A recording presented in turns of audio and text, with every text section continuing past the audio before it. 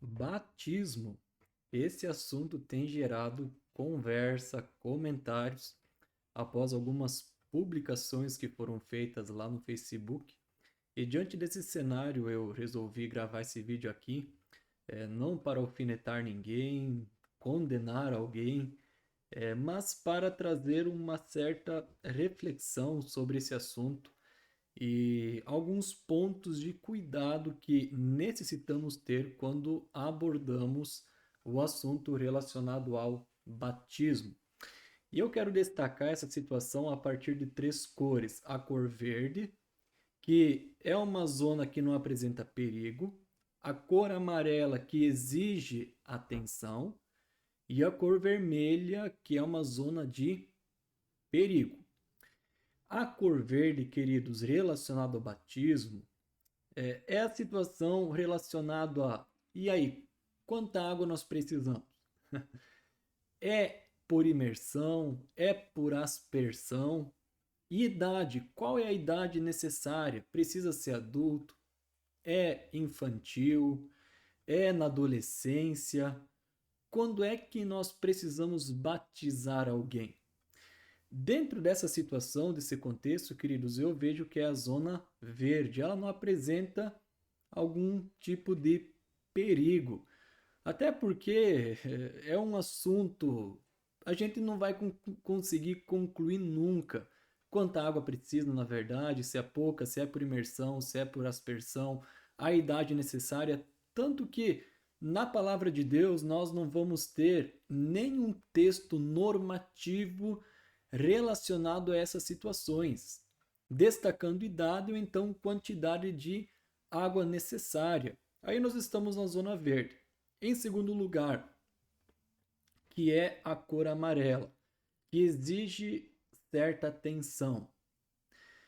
E aí que nós entramos num ponto que eu digo o cuidado que necessitamos ter em tratar textos descritivos como textos normativos. Queridos, nós precisamos ter esse cuidado na interpretação bíblica. Nem todo texto na palavra de Deus é normativo.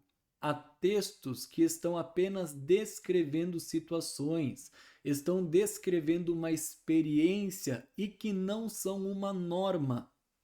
Então, o que nós vemos geralmente? As pessoas dizendo o seguinte: olha, porque Jesus foi batizado adulto, então todos precisam ser batizados adulto também. Olha, Jesus foi batizado no Rio Jordão, então todos necessariamente seriam obrigados a ser batizados no Jordão também. Olha, Jesus foi batizado por imersão, então todos precisam ser batizados por imersão também. Amados, quando nós lemos nos evangelhos o batismo de Jesus, isso é um texto descritivo, está descrevendo o que ocorreu com Cristo Jesus. Se nós queremos tornar esse texto normativo, então tudo aquilo que aconteceu com Jesus no batismo necessariamente precisa acontecer com a gente também. Então, quando nós somos batizados, seria necessário vir o Espírito Santo, ver o Espírito Santo descendo em formato de pomba, semelhante como João Batista viu e testemunhou,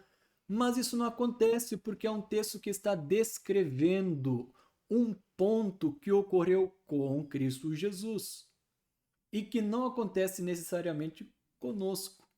Então, este é um texto descritivo, não é um texto normativo. A mesma situação, apenas para explicar, acontece quando nós vamos para Atos dos Apóstolos, capítulo 2. Muitos tratam esse texto como normativo também. É como que aquela experiência que os discípulos tiveram no dia de Pentecostes fosse necessária para todos os crentes também. Então, todas as vezes que alguém recebe o Espírito Santo, é obrigado a passar pelas mesmas experiências. É necessário falar em outras línguas, é necessário ouvir o som como de um vento. Queridos, Pentecostes é um momento único, está descrevendo uma situação que ocorreu lá na igreja primitiva e que aconteceu lá. O perigo está quando nós queremos tornar isso uma norma. E é um texto que está descrevendo uma situação. O que seria normativo relacionado à questão do batismo? Aí nós temos os textos ordenando o batismo. Por exemplo, Marcos capítulo 16, o versículo 16. Quem crer e for batizado será salvo. Quem não crer será condenado. Outro texto, Mateus capítulo 28, no qual nós temos um texto normativo também. É uma ordem que o Senhor Jesus está dando para a igreja. Quando ele diz lá a partir do versículo 18: Então Jesus aproximou-se deles, dos discípulos, e disse: Foi-me dada toda a autoridade nos céus e na terra. Portanto, vão, façam discípulos de todas as nações, batizando-os em nome de Deus o Pai, Deus o Filho, Deus o Espírito Santo. Além disso, ensinando-os a obedecer todas as coisas que ordenei, e eu estarei sempre com vocês até o fim dos tempos. Aqui nós temos uma ordem que está afirmada na autoridade de Jesus, uma ordem que é dada para a igreja, para que ela vá, para que ela faça discípulos de todas as nações, para que a igreja batize, façam discípulos, batizando-os, batizando em nome de Deus o Pai, Deus o Filho, Deus o Espírito Santo, e ensinando esse povo a guardar aquilo que Jesus ensinou. Aqui nós temos um texto normativo. Então, queridos, essa seria a cor amarela. Nós precisamos de atenção aqui, cuidado. Cuidado para não tratar um texto descritivo como um texto normativo. Esse é um cuidado que nós precisamos ter. Semelhante quando nós vamos para Atos dos Apóstolos, no capítulo 16, quando nós encontramos a descrição, Lucas está descrevendo a situação relacionada com o carcereiro. Então, nós pegamos este texto e reduzimos a uma norma. Queridos, é um texto descritivo, não é um texto normativo. O cuidado que nós precisamos ter. Não que não possamos aprender com esses textos, retirar princípios, retirar ensinamentos, são textos que nos ensinam também. Mas o cuidado que a gente precisa ter em fazer essa separação entre texto que é normativo e texto que é descritivo. A terceira cor, a cor vermelha, apresenta perigo. E quais são esses perigos? Li alguns comentários que foram feitos em algumas postagens relacionadas ao batismo, e, queridos, alguns perigos eles são bem visíveis. O primeiro deles é destacar de que o batismo é necessário para a salvação. Teve um comentário que foi feito por uma pessoa que ela dizia que essas igrejas que batizam crianças estão levando pessoas para o inferno. Aqui nós temos um ponto de perigo. Por que é um ponto de perigo? Porque essa pessoa está reduzindo a salvação às obras. E a palavra de Deus é clara em dizer que nós somos salvos mediante a fé em Cristo Jesus, não por obras para que ninguém se glorie, para que ninguém saia dizendo por aí, olha, eu fiz isso, passei por aquilo outro, eu fiz essa situação, então eu tenho mais mérito. Queridos, não é por obra, é pela fé em Cristo Jesus que nós temos a salvação. Nós temos isso em Efésios, capítulo 2. Salvos pela graça em Cristo Jesus, para que ninguém se glorie. Não depende de quem quer, de quem corre, mas de Deus ter misericórdia de nós. Então aqui nós temos um primeiro ponto de perigo, quando nós reduzimos isso a uma obra meritória para a salvação. A segunda questão, no ponto vermelho, alguns outros comentários que eu observei. Um deles, por exemplo, dizia de que as crianças não têm capacidade de conhecimento. que as crianças não têm capacidade de aprender, por isso que elas não podem ser batizadas. Queridos, isso é um certo preconceito. É diminuir as crianças, é incapacitar as crianças. As crianças, elas têm capacidade tal qual nós temos como adultos. É por isso que nós sofremos, queridos, tanto como igreja, porque nós pensamos que crianças, elas precisam de coisinhas pequenas, precisam de um trabalhinho simplesmente porque elas não entendem, porque elas não compreendem. Tiramos as crianças dos cultos porque elas não compreendem a linguagem. Queridos, nós estamos diminuindo a capacidade das crianças, é assim que elas aprendem, é assim que elas serão desenvolvidas, é assim que a vida dela será construída, o entendimento dela será desenvolvido. Então, é outro ponto de perigo. Diminuir as crianças como se elas não pudessem compreender alguma situação.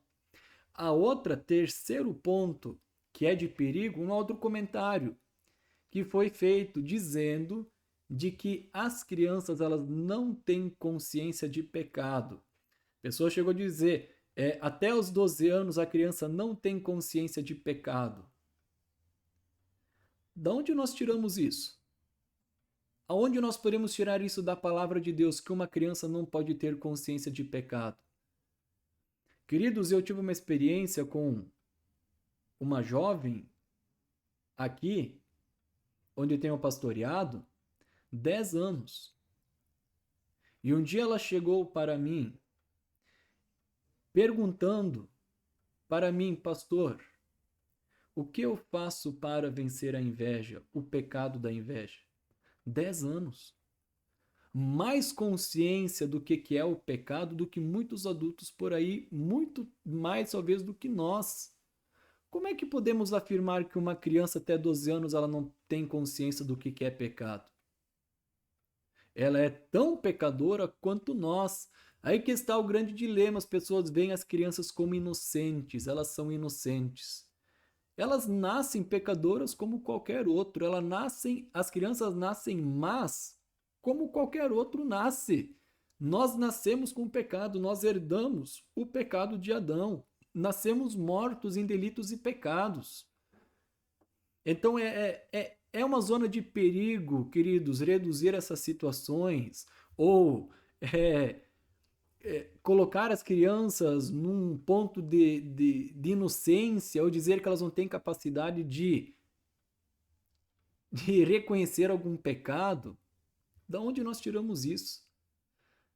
Então, cuidados que nós precisamos ter quando nós vamos tratar sobre o assunto relacionado ao batismo. Esse é um ponto de perigo quando vamos abordar relacionado ao batismo.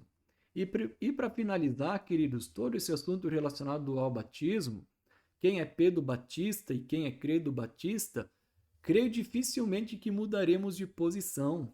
Dificilmente. Quem crê no Pedro Batismo, no batismo infantil, creio eu que continuará crendo. Quem crê no credo batismo, creio da mesma forma que continuarão crendo no credo batismo, no batismo pós profissão de fé, né? Após a pessoa crer. Só que o grande ponto, queridos, é que tanto para os pedobatistas como para os credobatistas, o nosso meio de salvação é o mesmo, é Cristo. É Cristo que salva. A nossa esperança de salvação está em Cristo Jesus.